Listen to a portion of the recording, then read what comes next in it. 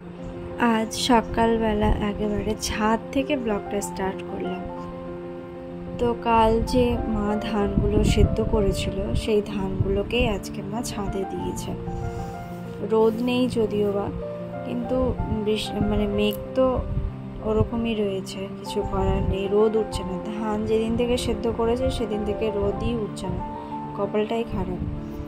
তো বাতাস হচ্ছে, তো যতটুকু শুকাবে, আর তো রোদ যখন উঠবে তখন আবার ভালো করে রোদ লাগিয়ে দেবে। তো মা গেছে একটু স্ট্যান্ডে, কারণ আজ রয়েছে জ্যৈষ্ঠ মাসের মঙ্গলবার, তো মা আজকে উপোস রয়েছে। তো মা আমাকে বলল যে একটু তুমি ছাদে থাকো, আমি একটু বাজার থেকে চলে আসি। মাই ছিল এতক্ষণ, আমি নিচেই ছিলাম। তো মা বললো একটু তুমি ছাদের উপরে থাকো, আমি বাজারটা করে চলে আসি, তারপরে আমি আবার থাকবো। তো আমি গেলাম ছাদে। তো ভাবছি যে এখান থেকেই ব্লগটা স্টার্ট করি, সকাল থেকে ব্লগটা যখন স্টার্ট করা হয়নি।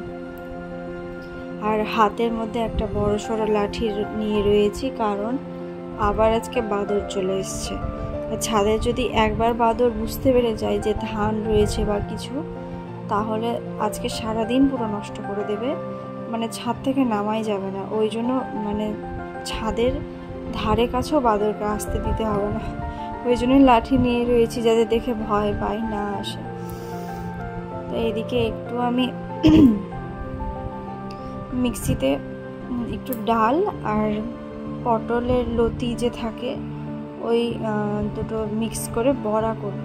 পটল লতিটা বাজার থেকে আনা হয়নি, নিয়ে এসেছিল আমার মাসি শাশুড়ি যে এসেছে, ও পটল লতিটা মাসি শাশুড়িই নিয়ে এসেছিল।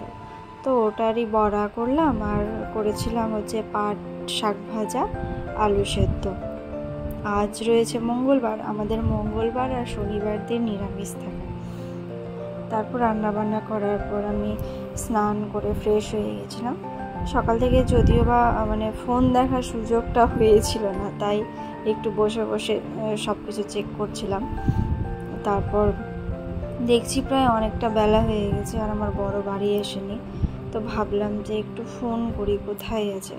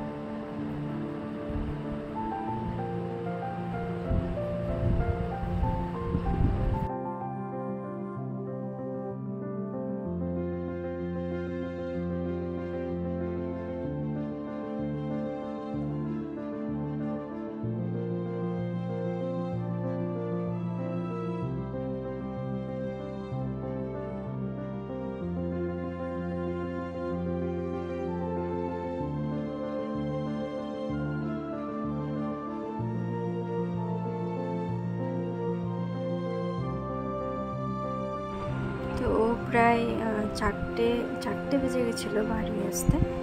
তো এসে স্নান করে নিয়ে আমি ওকে তাড়াহুড়ো করে খেতে দিয়ে দিয়েছি, কারণ আবার আমি দোকানে যাব, মা আমাকে রেখে দিয়ে আসবে। তো আজকের এই ছিল রান্না বান্না। আর এখানে ও আমাকে শেখাচ্ছিল যে রান্না কী করে করতে হয়।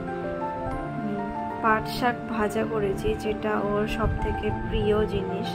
ও বলছে যে হয়নি, পাট শাক ভাজা নাকি হয়নি, ও বুঝতেই পারছে না ওটা পাট শাক। তো ও না সবজি থেকে বেশি শাক আর কিছুর বড়া করলে এইগুলো বেশি পছন্দ করে। আমার যে ভাসুর রয়েছে ও একদিকে, আর আমার বর একদিকে। এ হলো শাক সবজির ভক্ত, আমার ভাসুর হলো মাছ মাংসর ভক্ত। দুজন দুদিকে হয়ে গেছে পুরো। যাই হোক, খাওয়া দাওয়া করে নিয়ে তারপর দোকানের জন্য রেডি হয়ে নিয়েছিলাম। আর ও পেছনে ওর কাজটা গুছাচ্ছে, যেহেতু ওর পার্সেল দেওয়া শেষ হয়েছিল না, গ্রামে কয়েকটা পার্সেল রয়েছে, তো ওইগুলোই আলাদা একটা ব্যাগে ভরে নিচ্ছে, আমাকে দিয়ে এসে তারপরে পার্সেলগুলো দিয়ে একবারে বাড়ি চলে আসবে।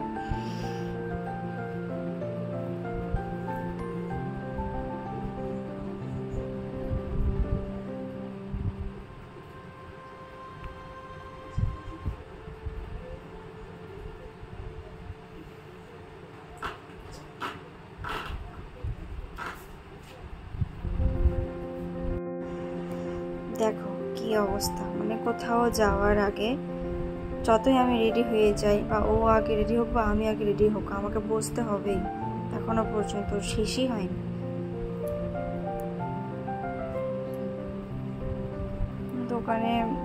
দোকানে এসে অনেকগুলোই কাজবাজ হয়েছে, তার মধ্যে চুল কাটা হয়েছে। তো মেঝেতে চুল পড়ে থাকলে কাস্টমার আবার পরবর্তীতে আসলে তার পায়ে পায়ে না পুরো ঘর ছড়িয়ে যাবে। তাই আমি চুলটাকে আগে পরিষ্কার করে নিলাম, তাহলে চুলটা আর ছড়াবে না।